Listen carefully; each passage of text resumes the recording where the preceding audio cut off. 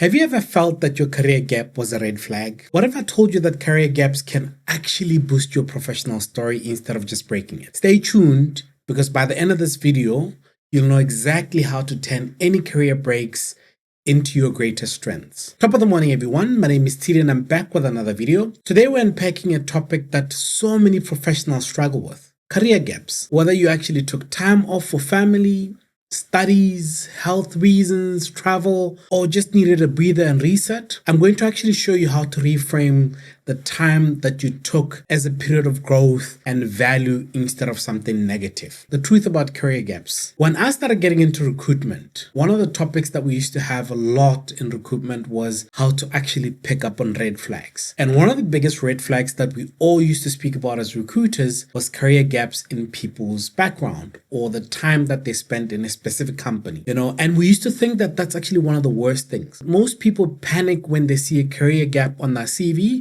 or anywhere else. But the truth is, career gaps are a lot more common than ever before, especially if you start looking at what's been happening in the last couple of years. According to a LinkedIn survey, nearly 62% of employees globally have taken a break at some point. Whether it was a forced break or they decided to do it themselves, they've done that. And over half of the hiring managers now view career gaps positively, especially when the candidate demonstrate what they actually learned during that particular period that they actually grew and things like that. And remember, some managers have also gone through a career gap, so they tend to understand a bit more. So instead of hiding that career gap and feeling embarrassed about it, think of it as a chapter in your life where it's not just a blank page, but it's actually part of your story of your growth and development to being where you are at the moment. So then the biggest question is, how exactly do you tell that story in a way that turns a gap into a selling point? The first thing you need to worry about is reframing it. You have to reframe the story. A career break isn't a downtime, it's actually development time. And that's what you need to actually start thinking about, how you're going to explain it. And here's how you reframe it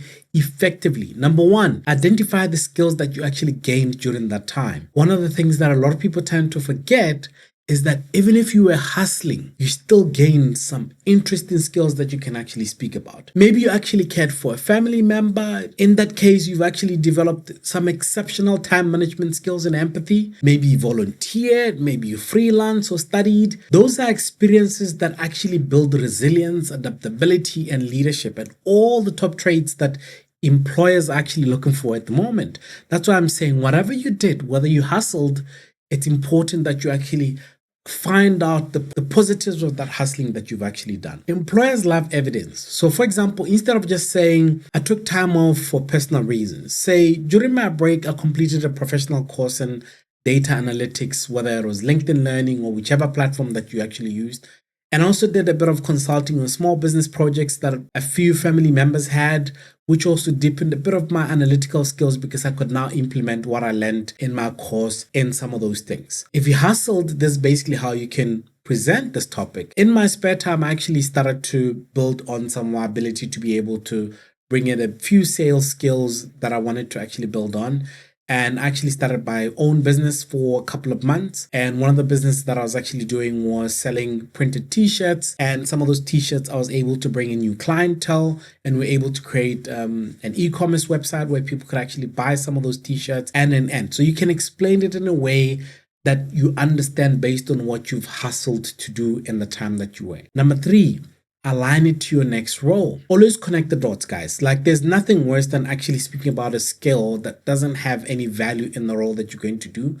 How does the experience make you stronger fit for the role that you actually want now? And that's where your story actually becomes a lot more powerful, because you bring in what you've learned into what the role is looking for, and you bring these two things together. So now that you've actually reframed your gap, let's talk about how to present it, both in your CV and in interviews, because this is where most candidates either shine or tend to stumble. And in most cases, you'll find that they actually try to hide it, and recruiters tend to find it and they start wondering why you're actually hiding that gap that you actually had. How do you then present this professionally in such a way that works best? So let's start with your CV. Number one, be transparent but very strategic. You don't need to overshare. Simply state the dates during your brief reason and focus on achievements during that time. For example, I had a career break from June 2021 till December 2022. I focused on professional development, volunteer consulting. I completed 2 certification programs, or 6 or 7 or however many, and also supported a small business operations to deliver on that mandate. Simple, you've put that on your CV. It's easier. You can put it in 1 or 2 bullet points. It covers what you've actually done. Number 2, highlight the continuous learning. If you've actually upskilled yourself, mention it in your CV, whether it's actually certification, mentorship, freelancing project, it all counts because it means you are not just sitting in front of the TV watching Netflix and doing nothing else. And then the next thing is you have to tailor your LinkedIn profile. So if we go into LinkedIn, LinkedIn now offers an option for you to actually mark career break, with categories like caregiving, health or personal development. So please use that. Recruiters appreciate a bit of transparency, and it signals confidence rather than insecurity. So please don't hide that, because if you had a gap, whatever period it is, there's always different things that you've actually learned in that particular time.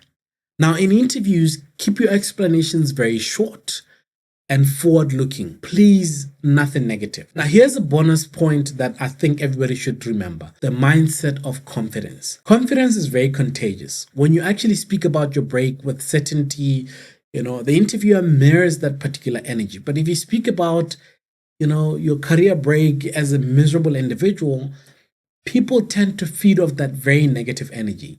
And remember this, it's not the gap that actually matters. It's the growth that came from that particular gap. And employers aren't looking for perfection. They're looking for authenticity. They're looking for self-awareness. People who can actually turn, challenges into opportunities. So instead of thinking it as I was out of work, reframe it as I was building skills and resilience that now makes me a much stronger person professionally. So basically, to summarize what I've just said to you guys is, number 1, career gaps are common and increasingly very accepted, mainly because your hiring manager has probably been through one before. Number 2, reframe your career break as a period of growth and skill building, not as something that is negative and horrendous. Number 3, be transparent and confident in how you actually present it, because if you're not confident in your presentation, people can actually sense that. And number 4, always connect the gap experience to the role that you actually want next. So whatever you did, if you hustled, connect some of that hustling to what the role is asking for. If you were volunteering, connect that volunteering into what you're looking for. So I challenge you guys today to actually revisit your CV, rework on how you describe your career break, make it sound like it's an empowering chapter, which truly it is actually an empowering chapter. And for some of you guys that would like to see how to work on your CV to make sure that it actually highlights some of the best skills that you've got, please don't forget to check out one of the videos that I've already got in my channel. I'll put the description in below. And if you actually found these tips helpful, don't forget to like, don't forget to share, to subscribe for more content that's actually designed to help you navigate your career path with confidence. Until we meet again, peace.